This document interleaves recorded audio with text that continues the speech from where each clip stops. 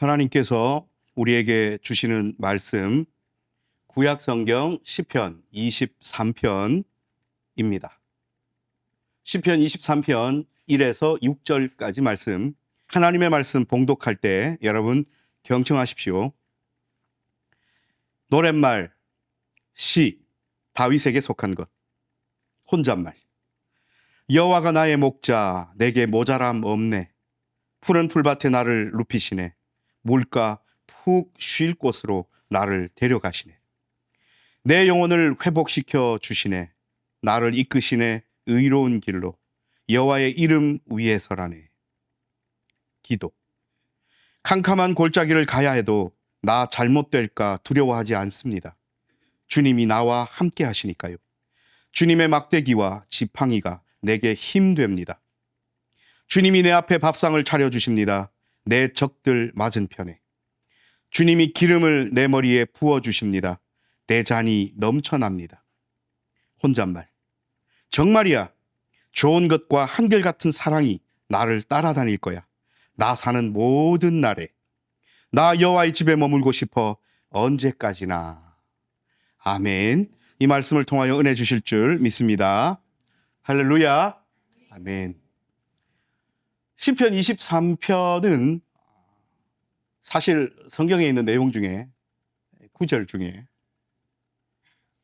시편 1편과 함께 시편 가운데서 가장 유명한 곳이죠.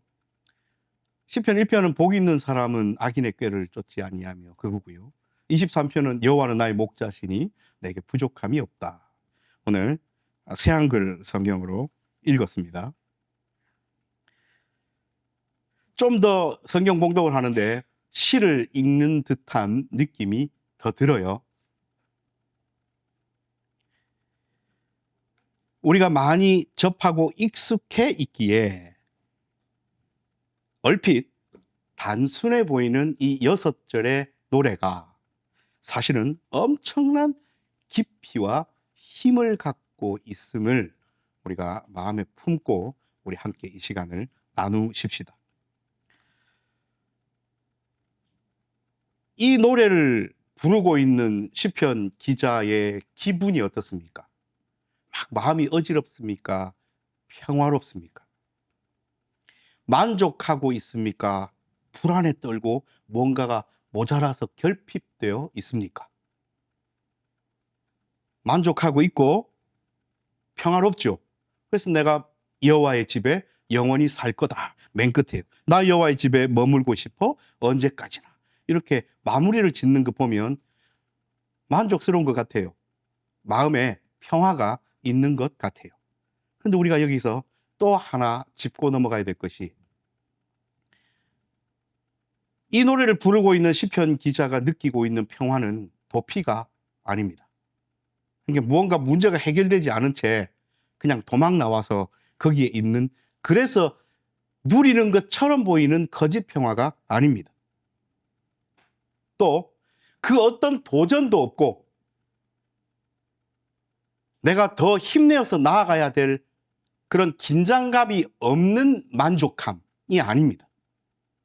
삶 가운데는 늘 우리를 긴장하게 하고 때론 두렵게 하고 그래서 힘을 내야 되고 다리에 힘을 주어 일어나야 되고 뭔가를 타개해야 되고 해결해야 되고 힘내고 마음을 써야 하는 상황들이 우리의 삶 가운데는 있는데 그 상황 안에서 궁극적인 만족감을 느끼고 있다. 이것이 오늘 시편 기자, 이 시편 23편을 노래로 부르고 있는 시편 기자의 상황입니다.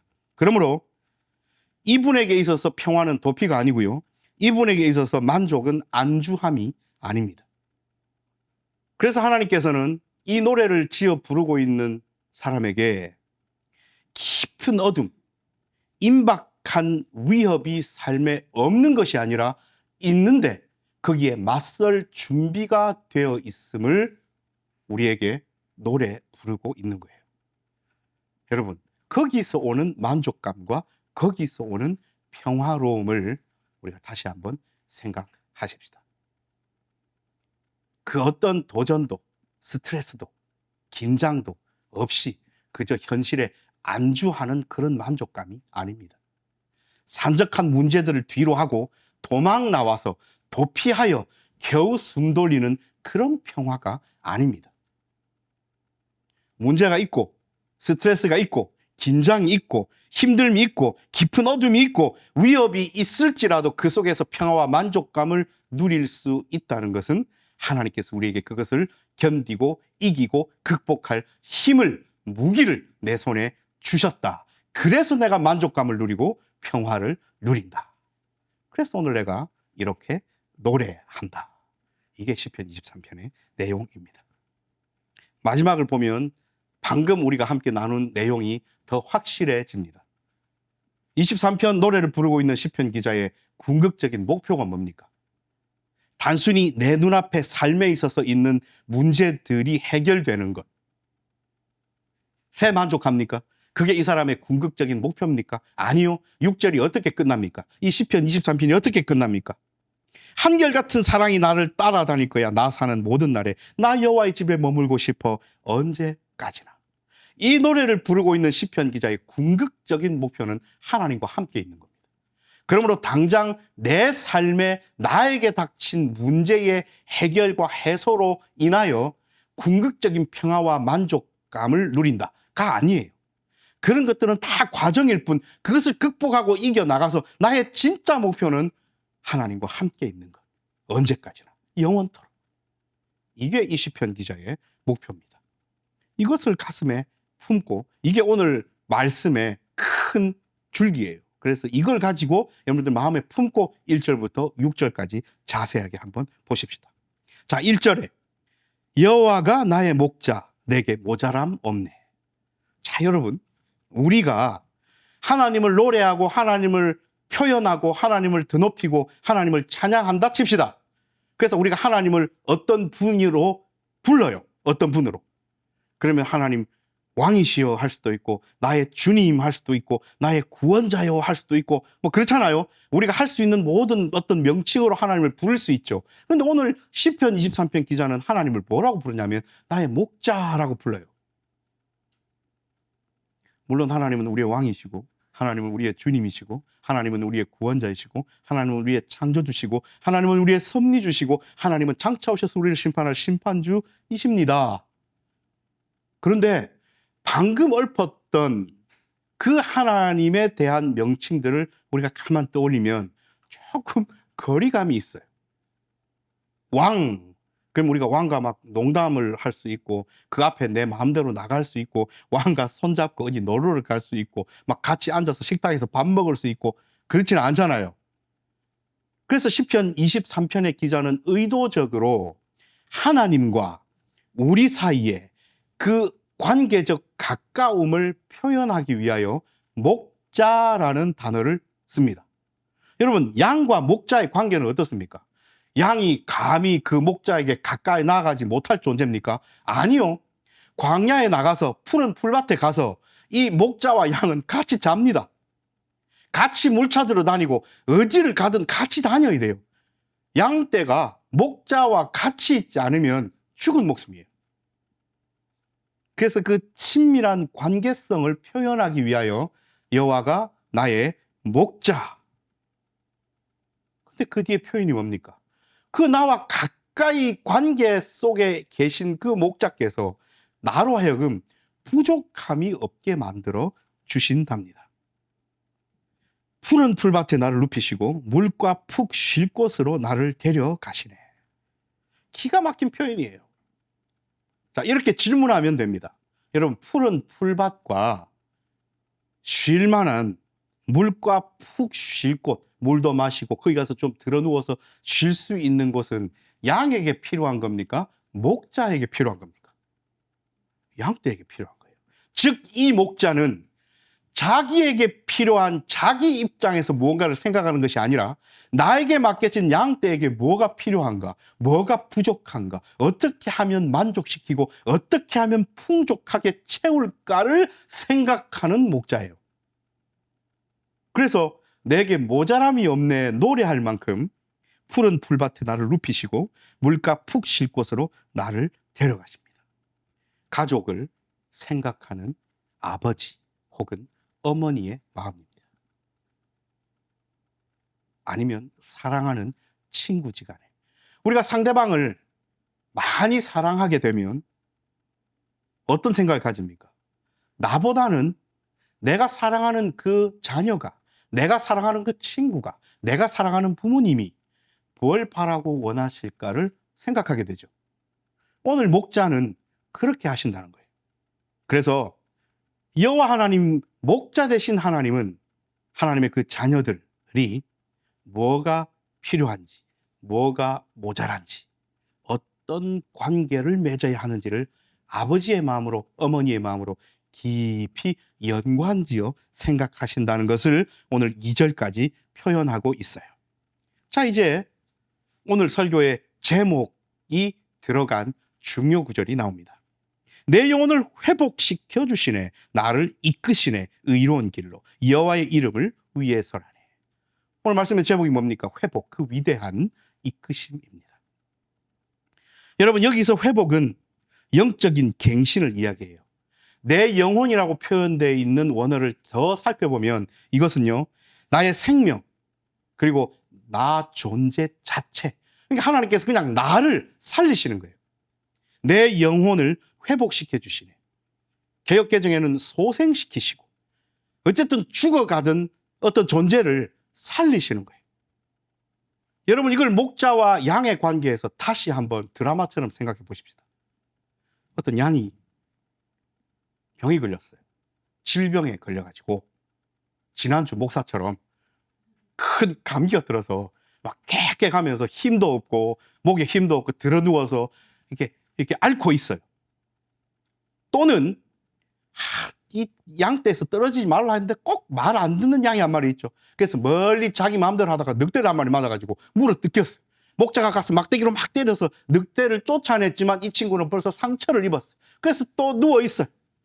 혹은 옆에 다른 양떼들, 못된 것들로부터 마음의 상처를 받아가지고 육신은 괜찮은데 정신적으로 상처를 받아서 의기소침해서 이렇게 말도 안 하고 밥도 안 먹고 이래 있어요. 어쨌든 상처 입은, 육체든 정신이든 상처 입은 양이 한 마리 있다 칩시다.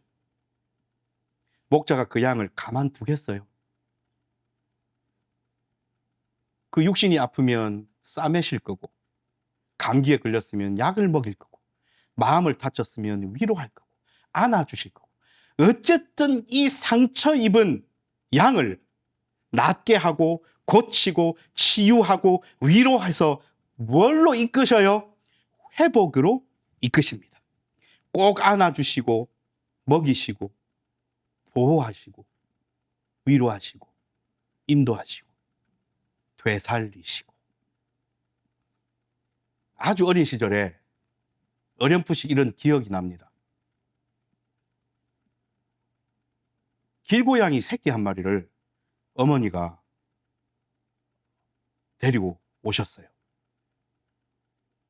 그때 어린 제가 봐도 큰 고양이가 아니라 진짜 조그마한 고양이였어요. 근데 제 눈에 밖에 보이는 어떤 상처는 없었지만 누가 봐도, 어린 제가 봐도 저 오래 못 살겠는데 싶었습니다. 너무 힘없고. 근데 어머니가 이 어린 새끼 고양이를 어떻게 하시냐면 진짜 하루에도 몇 번씩 아기들 먹는 분유 있죠. 그 분유를 타가지고 숟가락에, 작은 요리 차 숟가락에다 이래가지고 계속 잘 못 먹어요. 먹이면 흘리고 했는데 끝까지 했는데 정확하게 기간은 생각 안 납니다만 며칠은 아니었어요. 적어도 일주일은 지나왔어요. 끊임없이 계속 그렇게 먹이니까 나중에 이 친구가 살아나더군요. 그래서 나중에 큰 고양이가 돼서 우리 집에 같이 살았었어요. 그런 어렸을 때 기억이 있습니다. 말 그대로 소생이고 말 그대로 회복이었어요. 그때 저는 아주 어렸거든요. 대여섯 살 됐던 것 같아요. 그런데 그때 어렴풋이 뭘 느꼈냐면, 저렇게 생명이 거의 죽은 것 같이 됐다가 살아나는 수도 있구나. 그걸 어린 시절에 한번 느꼈더랬습니다. 여러분, 다 죽어가던 것이 생명을 얻고 힘을 얻으면 그 힘을 얻은 당사자뿐 아니라 옆에서 함께하는 존재들조차도 같이 힘이 나요. 덩달아. 이것이 하나님께서 우리에게 베푸시는 회복이고 소생이고 생명 주심이고 이끄심입니다. 캄캄한 골짜기를 가야 해도 잘못될까 두려워하지 않습니다. 주님이 나와 함께 하시니까요.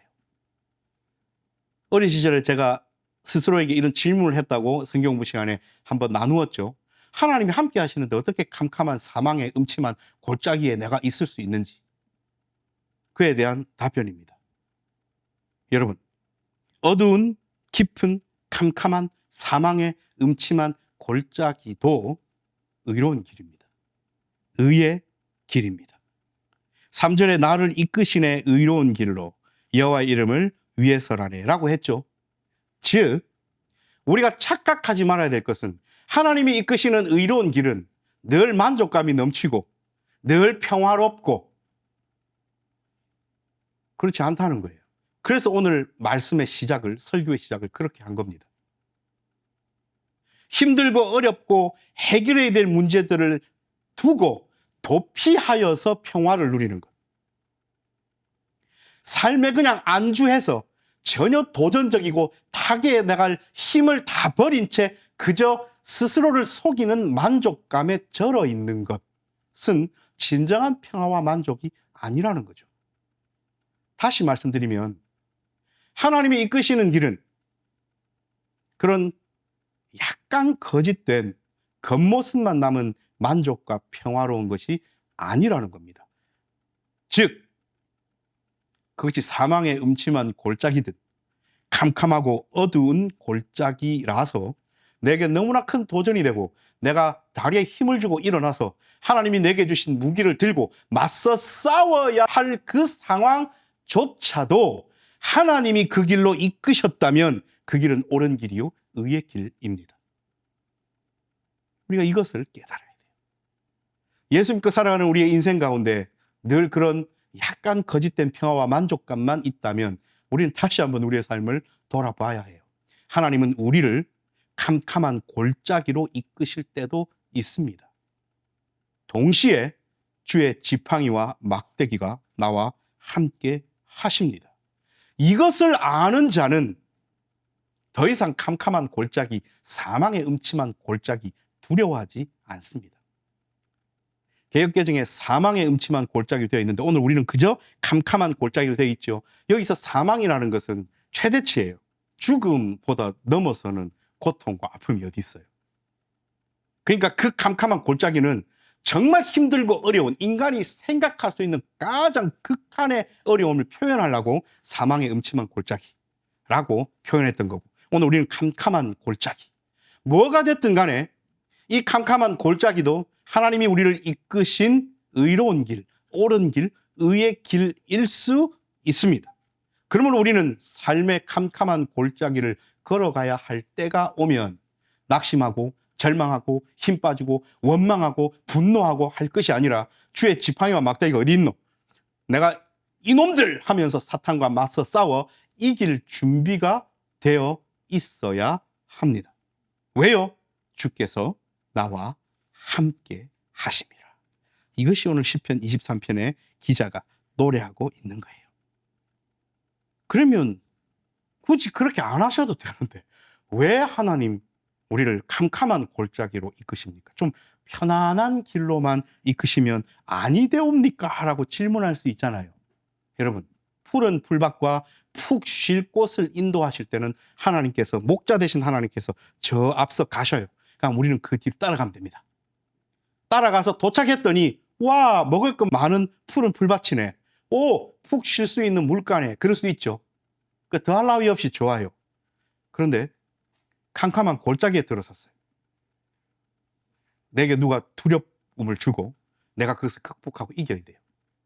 그런데 만약에 그런 캄캄한 골짜기에서 저 앞서 하나님께서 가버리시면 뒤에 남은 나는 어떻게 합니까? 무섭죠? 그때 하나님 앞서가지 않으셔요.